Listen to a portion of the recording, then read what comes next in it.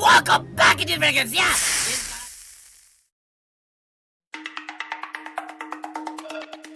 Kita semua memahami banyak pejabat saat ini di Indonesia yang kagum dengan keberhasilan Tiongkok membangun negaranya. Namun lupa sejarah awal bahwa ada deal dua negara Tiongkok Amerika di zaman Deng Xiaoping dengan Ronald Reagan. Juga lupa bagaimana global supply chain dunia hadir di Tiongkok di awal tahun 90-an di zaman Clinton. Lupa bahwa Amerika lah yang membangun Tiongkok dan menjadi pembeli produk asal Tiongkok yang terbesar. Tiongkok saat ini merupakan negara produsen terbesar di dunia. Dan sejak Xi Jinping berkuasa seumur hidup, Tiongkok punya agenda lain, ingin menjadi negara superpower. Saat ini, Tiongkok adalah great power country, belum negara superpower. Negara superpower masih Amerika. Disebut superpower karena kekuatan militer ditambah dominasi sekutu-sekutu negara terkoneksi dan kekuatan pengikat transaksi yang bernama dolar. Untuk menjadi negara superpower, koneksi yang dibangun oleh Tiongkok bernama obor, One Belt, One Road to Beijing. Ada 70 negara saat ini diikat oleh Tiongkok, diikat oleh yuan. Landasannya adalah Tiongkok negara produsen terbesar di dunia. Entah bagaimana pendapat Tiongkok negara besar seakan menjadi terlihat benar atau hebat Tiongkoknya sehingga Indonesia terpesona masuk dalam jaringan obor dan miring ke Tiongkok. Saking terpesonanya bahkan sampai membuat lalai akan kekuatan dalam negeri. Sekedar mengingat di sisi lain lagi, yaitu Amerika juga negara produsen, saat ini nomor 2 di dunia. Namun sekutu Amerika ada 50 negara di dunia. Semua negara produsen seperti Jepang, Korea Selatan, Taiwan, Inggris, Eropa Barat, India, dan kalau dijumlahkan merupakan 60-65% produksi dunia.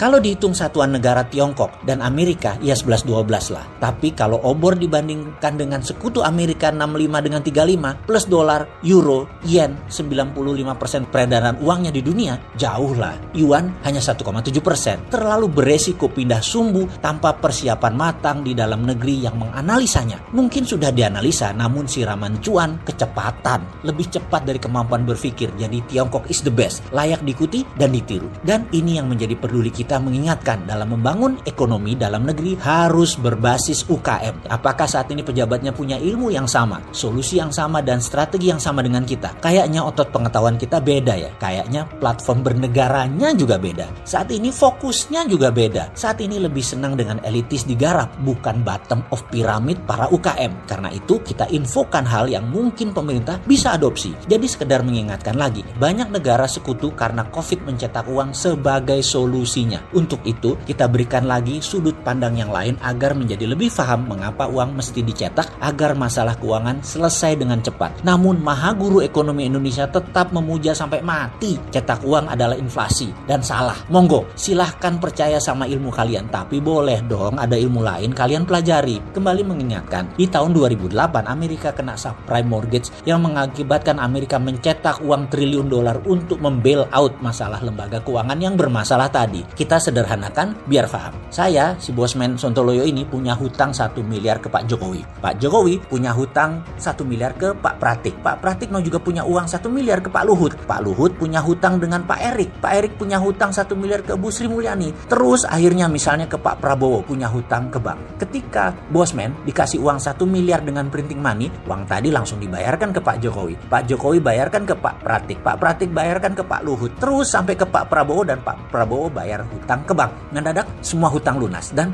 bank sekarang terima balik uangnya. Uang tadi yang balik setelah hutang pada lunas bisa inflasi kalau dalam tanda petik sekali lagi lawannya yaitu sektor produktif tidak ada. Maka uang tersebut dibawa ke luar negeri, dibawa ke negara mitra-mitra. Saat ini kita bicara misalnya mitra Amerika dan sekutu, terutama negara berkembang, untuk disandingkan dengan sektor produktif sehingga uang tersebut menjadi manfaat produktif dan tidak menimbulkan inflasi. Hal ini sekali lagi tidak membuat ada inflasi di Amerika dan di dunia. Ini peristiwa adalah di tahun 2009 subprime mortgage. Oke, kembali ke printing money. Ketimbang yuan printing money menyelesaikan masalah COVID di dalam negeri Tiongkok, maka negara sekutu plus Amerika lebih banyak jumlahnya cetak uangnya di tahun 2020 ini.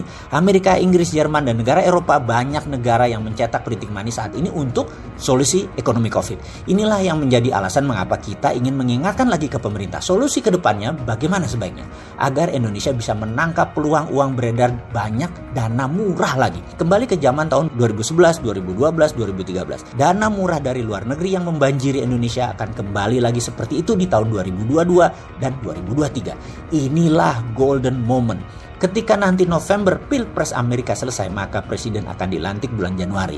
Di masa 2 bulan ini, biasa Amerika akan bukan saja mengurusi dalam negeri, namun sekutu-sekutunya di luar negeri diurus juga. Di ASEAN ada yang masih gamang seperti Singapura, memihak Tiongkok atau ambil posisi netral seperti pengakuan Indonesia namun miring ke Tiongkok dalam trade war Tiongkok-Amerika ini.